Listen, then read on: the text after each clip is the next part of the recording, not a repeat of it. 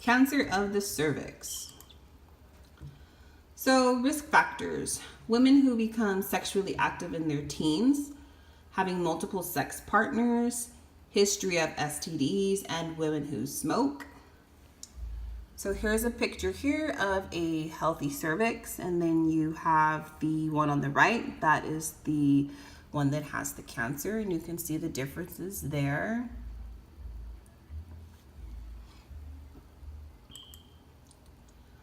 Primary symptoms are leukorrhea and vaginal bleeding or spotting between menses. Bleeding occurs after coitus or after menopause. Severe pain in the back, upper thighs, and legs may be present. So for your assessment, early stages of cancer show no symptoms.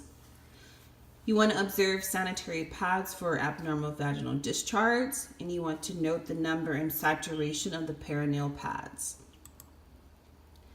Your diagnostic task, pap test, physical exam, colposcopy, cervical biopsy, or a CT. And women who have had a hysterectomy without removal of the cervix should continue cervical cancer screening at least until age 70. Medical management, so they have the Gardasil vaccine.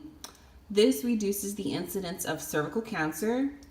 To be effective, the vaccine should be given before a person becomes sexually active. The goal is to reduce the incidence of HPV-related genital disease, and 3 injections are given over 6 months. You have conization. This is the surgical removal of a cone-shaped section of the cervix and is particularly useful in preserving childbearing function. And then as a last resort, you have your hysterectomy.